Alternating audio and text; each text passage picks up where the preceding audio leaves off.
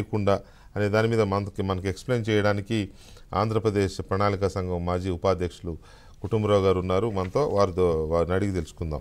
కుటుంబరావు గారు నమస్కారం. నమస్తే అండి వెంకటేశ్వర గారు. కుటుంబరావు గారు, ఈ సిఆర్డిఏ బాండ్స్కి సంబంధించి రేపు లాస్ట్ డేట్ కదా 12th, పే చేయకపోతే ఏంటి, ఎందుకు ఈ పరిస్థితి వచ్చింది అసలు? రేపు లాస్ట్ డే కాదు వెంకటకృష్ణ గారు, ఇవాళ మిడ్ నైట్ అనమాట. Mid night is the time, dead line అనమాట. 11th midnight. అదే ఓకే, ఇవాళ 11th midnight is the dead line. ఎందుకంటే సిఆర్డిఏ బాండ్స్ తీసుకున్నప్పుడు అది నాన్ కన్వర్టబుల్ డిబెంచర్ ఫార్మాట్ లో కాబట్టి ఒక ట్రస్ట్ కూడా క్రియేట్ అయ్యి ఉంది. అయితే ఎప్పుడు ఇలాంటి బాండ్స్ అనమాట రీపేమెంట్ చేయటం కోసం ఏంటంటే డెట్ సర్వీసింగ్ రిజర్వ్ అకౌంట్ అనేది క్రియేట్ చేస్తారు, డెస్రా అని చెప్పేసి. ఎప్పటికప్పుడు అందులో డబ్బులు పెడితే ఎవ్రీ క్వార్టర్లీ వడ్డీ కట్టాల్సినప్పుడు కానీ అండ్ ఎప్పుడైతే గనక అసలు కట్టాల్సిన టైం వస్తుందో అప్పుడు ఆ అకౌంట్ నుంచి అనమాట డబ్బులు డెబిట్ అవుతాయి ఎవరికైతే కట్టాలో వారికి అనమాట. అయితే ఆంధ్రప్రదేశ్ ప్రభుత్వం గత 6 నెలలుగా కూడా ఎప్పటికప్పుడు డెస్రా అకౌంట్ లో డబ్బులు పెట్టట్లేదు. 3 నెలల క్రితం అయితే అసలు పెట్టడం కూడా మానేశారు. మానేయటం తోటి డిసెంబర్ లోనే నోటీస్ పంపించారు ట్రస్టీస్. నోటీస్ పంపిస్తే మేము ఇదిగో December 29 ఆ టైం అప్పుడు నోటీస్ పంపిస్తే ఇదిగో కడుతున్నాం అదిగో కడుతున్నాం అని చెప్పేసి అని ఇంతవరకు కట్టల. అయితే మళ్ళా ఫైనల్ నోటీస్ వాళ్ళు ఇచ్చి దసరా అకౌంట్ లో డబ్బులు పెట్టలేదు, ఈసారి వడ్డీ కూడా కట్టలేదు, కాబట్టి 11th డెడ్ లైన్ ఇస్తున్నాం 11th midnight కి, లేకపోతే 12th నాడు స్టేట్ గ్యారంటీ ఏదైతే ఇచ్చారో అది ఇన్వోక్ చేస్తామని అన్నారు. ఇది ఫస్ట్ టైం అవుతుంది. మనం లాస్ట్ టైమే డిసెంబర్ లో మనం ఒకసారి ఇదే షోలో మనం చెప్పటం కూడా జరిగింది.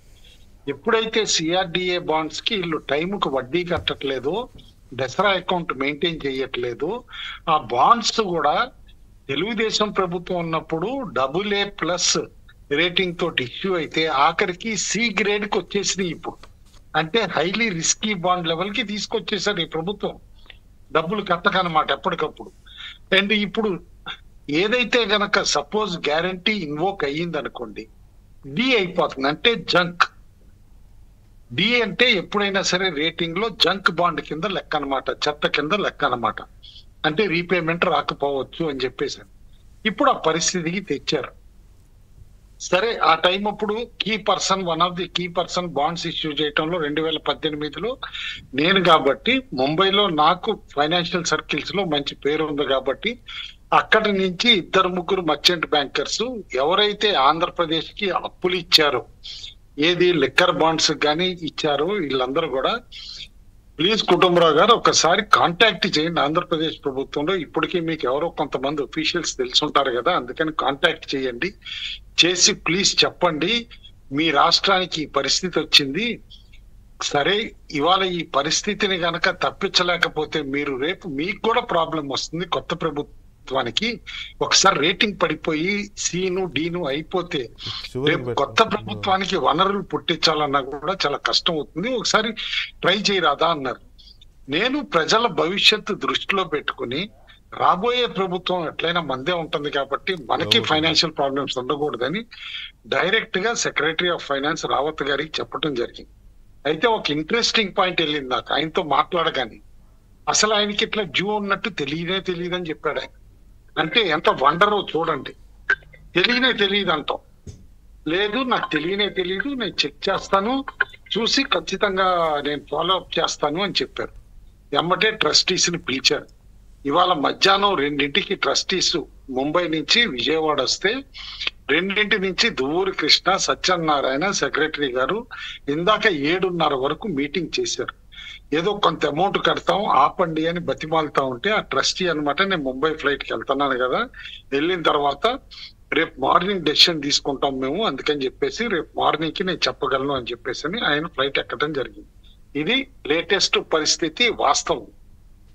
ఇంత దుస్థితికి ఆంధ్రప్రదేశ్ ప్రభుత్వం దిగజారింది అని అంటే ఇంట్రెస్టింగ్ పాయింట్. డిస్కషన్ లో ఎప్పటికప్పుడు నాకున్న కాంటాక్ట్స్ వల్ల తెలుస్తుంది కాబట్టి ఉన్న కాస్తో కోస్తో క్యాష్ పొద్దున ఒక బటన్ నొక్కారంట జగనన్న తోడని, దానికో 120 కోట్లకు ఎంతకోనని చెప్పేసి అని కొట్టారని.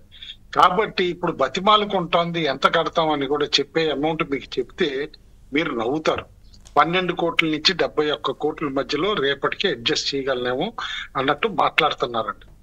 అంటే ఒక రాష్ట్రం పరిస్థితి ఇంతకి దిగజారిపోయిందంటే ఆలోచించండి. This is the CRDA issue అండి. ఎక్కడ AA+ రేటింగ్ బాండ్స్ రాష్ట్రానికి తెలుగుదేశం ప్రభుత్వం ఉన్నప్పుడు మిగతా బాండ్స్ కూడా ఇప్పుడు ఆ రేటింగ్ తోటి ఇష్యూ చేసి ఇవాళ C గ్రేడ్ కి దిగినయి అని అంటే గనక ఇక పరిస్థితి ఎంత అధ్వానంగా తయారైంది.